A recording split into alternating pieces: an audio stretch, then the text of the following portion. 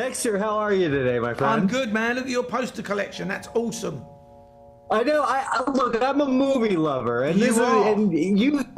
Weirdly, man, you've been a part of that. Like, I remember seeing the Rachel papers. I remember all of that. Wow, that's a long time ago, man.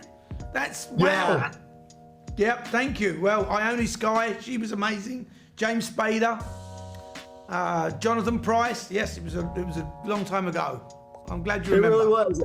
No, look, I purposefully jumped into Ghosted, not knowing a thing, not knowing just who was in it. That's Okay, it. great. Holy hell! That because I'm like watching. I'm like, wow, you just went in one direction and then suddenly, holy shit, you went freaking Romancing the Stone. This is fun, dude. Okay, great. Thank you. Good. I think it's the best way to watch this film, knowing nothing about it.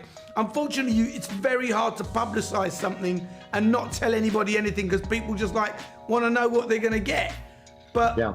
really, the magic, or for me anyway, the special thing about this film is the less you know, kind of, the better it is in a way, because hopefully it surprises you in the best possible way. Oh, yeah, it's absolutely surprising. And I think one of the things I want to talk about is, my God, the connection between Chris and Anna. It's just amazing to watch. Yeah. How I mean, obviously they work together, but how did you know? What was the idea of casting those two specifically? And I know Scarlett was originally going to do it. What was it about her? Well, I look, obviously the Bond moment is a particularly standout moment, and you even see the way that she plays with Daniel in that scene that she does. There's a real twinkle in her eye, and when you sit and you talk to Anna, you know, she's a very kind of driven and ambitious and smart actor who wants to get out there and ply her craft and be great and make her mark, which is what, you know, you want from a movie star, some drive, but also, yes, of course she has this relationship with Chris, but it's not a given because they played very different roles before opposite each other, and roles that don't necessarily demand chemistry. They're usually trying to kill one another. So I knew there was that element that was there to be used, but they're both great actors, and Chris was on before I was. He's the producer. He brought me on. So I knew that he was very clear about her, and he seemed really excited by the idea. And then I spoke to her and got an idea and a sense of who she was. We had a few phone calls, actually, Zoom calls back in the day. And it just felt right, and we took the plunge, and we did a lot of rehearsals.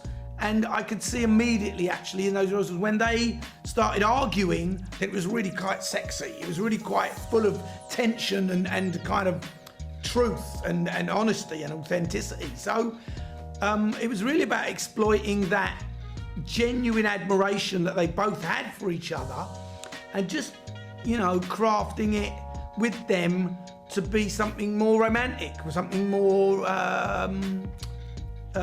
serious. I was just wondering if you wanted to, go out sometime. You want to get a coffee? Now? Yes, now. I'll just hang on. When I wake up, well, I know I'm gonna be. Her name is Sadie. Who wakes up next to you? I mean, I know this sounds crazy, but I think she might be the one. Well, honestly, I have to. I mentioned earlier, Romancing the Stone. Yeah. That is a movie that really stuck out to me while I was watching this, because I don't think we see movies like this anymore. Well, they're the movies that I grew up on, you know, and I remember loving Romancing the Stone, and even, you know, even the old disaster movies as well, and indie. But this is all very kind of analog feel those films have, because it's pre-digital, it's you know, you had to do all the visual effects and special stuff, or go there. You know, you look at Romancing the Stone, they're on location there. It's incredible where they are. It's and sometimes we could do that and sometimes we couldn't. But I really wanted to do a film that was ironically ghosted about a phone, but these people meet in a market. They meet face to face. There's immediate attraction that's based on eyeball to eyeball, not about some picture.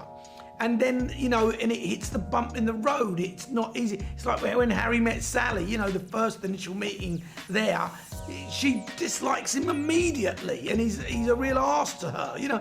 So I love all of that, this kind of, oh, they're in their own way. They're both in their own way, you know. They get in the way of themselves. Cole is a romantic hero. He's not an action hero. She's an action hero, but she's got no idea about romance. It just doesn't come onto her register. So I really love that about these characters. Well, I also love the fact that we get to see the romantic relations and the romantic entanglements, and you do a really good job of balancing. And I don't know how that was in the script, how much change from script to screen. Did you have to do a lot of changes? Well, I mean, there's rewrites, of course, and there's always stuff that impacts it when you bring in certain people and certain ideas.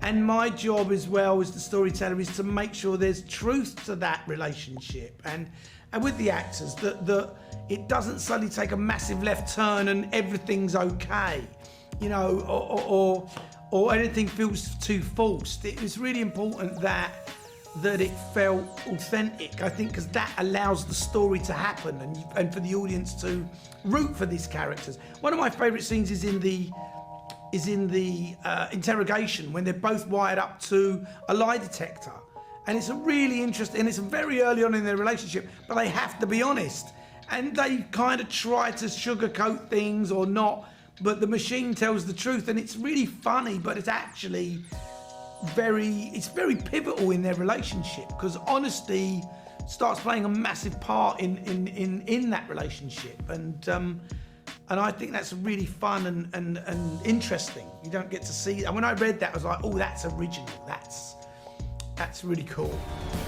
This is bigger than you and me. Didn't it never occur to you that he could be a foreign asset trying to compromise your mission? Well, yeah, this is unpredictable. I mean, there were moments where I was like, I didn't realize, you know, the length she would go. And I don't want to spoil anything because this is really good stuff. But you go to some big action moments here. Yeah, much bigger than I'd ever anticipated. Oh, great, good. Especially that last sequence.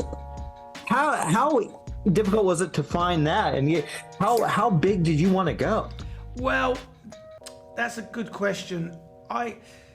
I mean, you can always go bigger. That's the thing, I suppose. You can always, you know, but what I wanted to do was, I was really conscious of the fact that Sadie is very good at her job, but this mission that she's on had to feel plausible to me.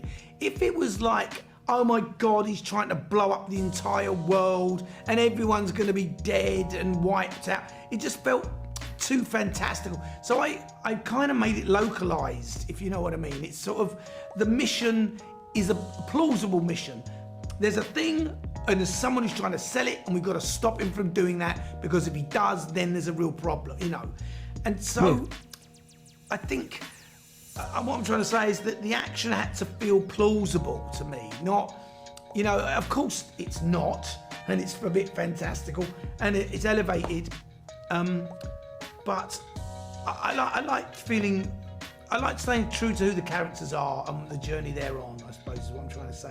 Brody is an amazing villain, and he's after something quite simple, really, you know, and I just didn't want it to get ludicrous or really ridiculous. So I tried to keep a tempered control. I'd like to do bigger, if I'm honest. I'd like to find a way to go bigger. I enjoyed it a lot, but I don't know where that is yet.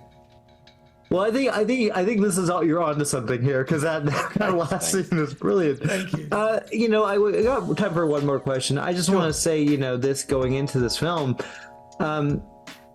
where do you go from here? Because you've made a movie, you've made so many great movies. Rocket Man was a delight, excellent film. Where do you go from here? What's next for you? I don't know. I'm kind of curious to see what happens with Ghosted. I really am, because it was a bit of a departure for me, and I had such a good time, and it was really difficult, and it challenged me. I like to try and choose things that are going to challenge and push me into places where I feel uncomfortable, and I have to be inventive and deliver. I like that in a strange sort of sadistic way. But I don't know. I'm being offered. I've been talked to about several different things, and they're all interesting. And then there's musicals out there and other ideas. I would just like to see what happens with Ghosted for the time being, and then I'll make another decision. I'm very lucky to be in that position where I have a few things I can choose. So we'll see. I don't know. Congratulations, man. This is fun. very kind. I will spread the word. Trust me. I appreciate that. Well, I hope you enjoy it again. You sit and watch it with some friends and stuff, and that you get to enjoy it again. Thank you.